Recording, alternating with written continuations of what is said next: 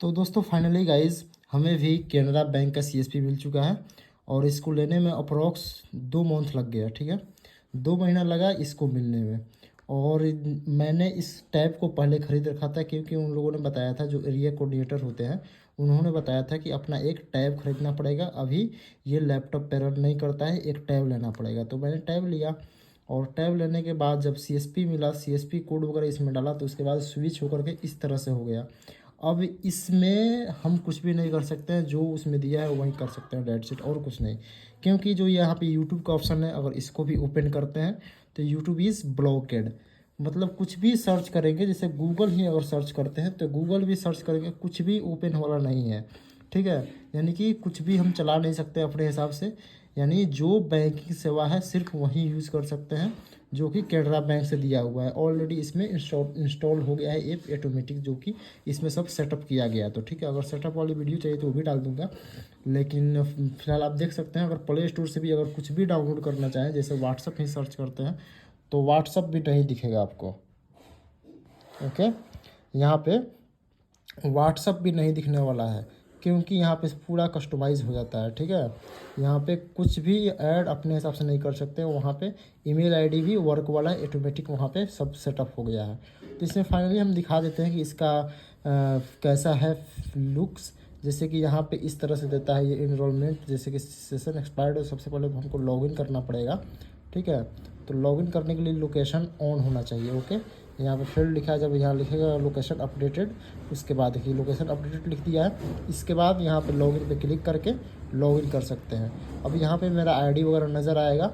उसके बाद यहाँ पे सबसे पहले फेस आईडी को हम ऑन कर देंगे। यहाँ पे प्रोसीड पे क्लिक कर देंगे, यहाँ पे ओके पे क्लिक कर देंगे। अब जैसे ही ओके करेंगे उसके बाद कुछ लोडिंग लेगा, फेस फेच करेगा अब हमारा लोकेशन। उसके बाद ओटीपी जाएगा रजिस्टर्ड मोबाइल नंबर पे। ओके, पहले फेस वाला ऑन कर देते हैं ताकि हम फेस के द्वारा ही लॉगिन कर ले, ओटीपी मतलब फिंगर की ज़रूरत नहीं पड़ेगा। ओके, तो फाइनली हम ओटीपी डाल देते हैं 907143 907143। ओटीपी मैंने फिलअप कर दिया। इसके बाद आई एग्री पे क्लिक करना है, उसके बाद ऑथेंटिकेट पे क्लिक करना है। अब जैसे ऑथेंटिकेट पे क्लिक करूँगा उसके बाद मेरा फेस लेगा। ठीक है,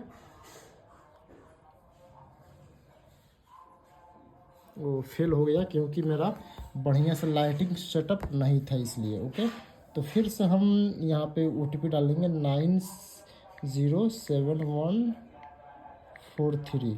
उसके बाद सर्टिफिकेट पे क्लिक करेंगे।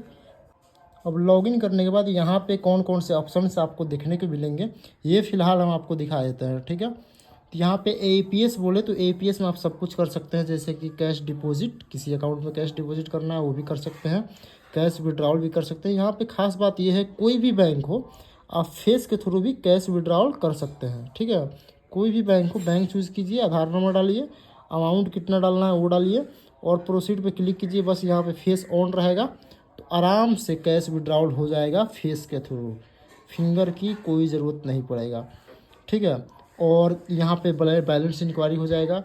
फिर यहाँ से मिनी स्टेटमेंट निकाल सकते हैं, यहाँ से फंड ट्रांसफ़र भी किसी कर सकते हैं, या किसी को पैसा भेजना है तो होता है तो टीपीडी यानी थर्ड पार्टी डिपॉजिट।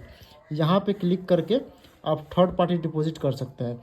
सबसे पहले उसका यहाँ पे आधार नंबर डालना होता है, वेरीफाई पे क्लिक कीजिएगा। अगर पहले आप ऐड किए हैं तो ठीक है, अगर उसका अकाउंट पहले ऐड नहीं किए हैं तो सबसे पहले ये ई पेमेंट वाला वेब जा करके यहाँ से करना होता है। अभी शायद ये नहीं ओपन हो रहा है, शायद थोड़ा सा सर्वर इशू है, लेकिन यहाँ से पहले अकाउंट ऐड करना होता है। जिस तरह से बेनिफिशियरी एक ऐड होता है ना इंटरनेट बैंकिंग, मोबाइल बैंकिंग में, ठीक उसी तरीके से यहाँ पे ई पेमेंट के थ्रू बेनिफिशियरी ऐड करना होगा। उसके बाद ही आप यहाँ से किसी को भी पैसा ट्रांसफ़र कर सकते हैं। ठीक है, तो यहाँ पे ये हो गया third party deposit.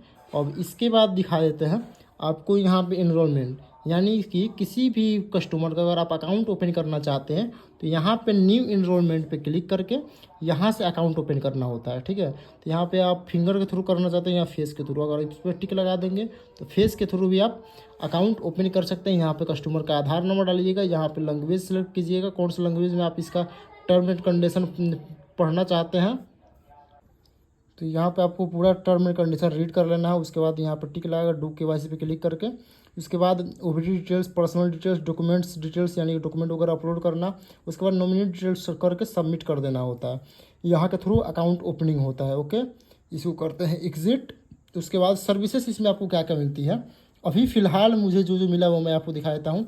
Cheque book request कर सकता हूँ, किसी का चेक बुक है और उसने एक चेक उसमें से फाड़ दिया है, यानी कि उसको किसी को पेमेंट देने के लिए उसको सिग्नेचर करके दे दिया है, लेकिन फिर भी अगर उसको चेक को कैंसिल कराना चाहते हैं कि वो बंदा वो चेक यूज़ ना कर सके, तो उसका अकाउंट नंबर डाल करके फेच कस्टमर डिटेल्स करना है।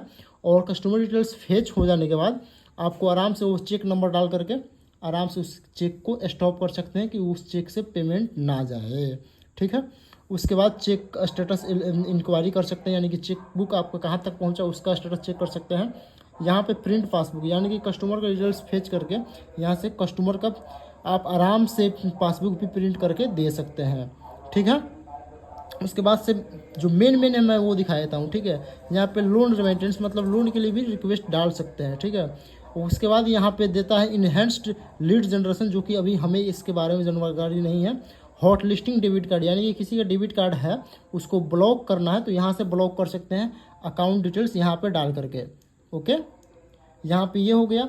उसके बाद यहाँ पे देता है मोबाइल ईमेल सेटिंग, यानी मोबाइल ईमेल आईडी, ये सब आप लिंक कर सकते हैं किसी भी बैंक अकाउंट में। यानी कि किसी भी बंदे का अगर किसी भी कस्टमर का खाता है इस कैनरा बैंक में, तो आप आराम से यहाँ से मोबाइल नंबर या ईमेल आईडी लिंक कर सकते हैं। यहाँ से अप्लाई फॉर डेबिट कार्ड, देखिए यहाँ से आप किसी भी कस्टमर का डेबिट कार्ड भी अप्लाई कर सकते हैं ईजिली, तो ये भी अच्छा सुविधा दे दिया है। उसके अलावा नेफ्ट ट्रांजैक्शन कर सकते हैं। उसके बाद यहाँ पे का प्राइज इनरोलमेंट, ये भी मतलब चाइल्ड वाला खाता यहाँ से खोल सकते हैं बच्चे का जिसका उम्र 18 से नीचे होता है, उसके लिए ये है। ओके, तो ये सारा ऑप्शंस दे दिया है, अच्छी बात है। यहाँ पे IMPS ट्रांजैक्शन भी दिया हुआ है।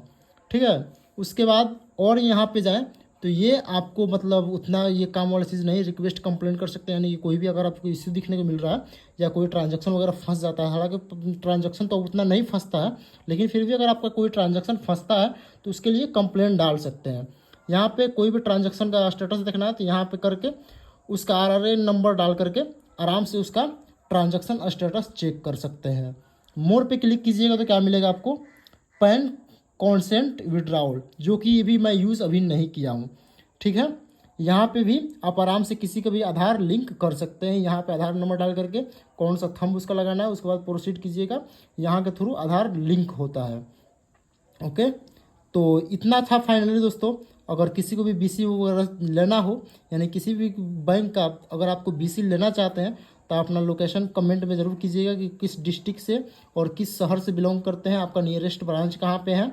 तो इसके लिए हम आपको व्हाट्सअप ग्रुप का लिंक डाल देंगे, वहाँ पे व्हाट्सअप पे आ करके उसके लिए आप कन्वर्सेशन कर सकते हैं हमारे थ्रू। ठीक है, तो बस आज के लिए इतना ही। अगर कोई भी किसी को भी डाउट हो तो इसके बारे में आप हमें कमेंट कर सकते हैं या व्हाट्सएप पर डायरेक्ट पूछ सकते हैं, हम आपको ज़रूर हेल्प करेंगे। ओके, धन्यवाद।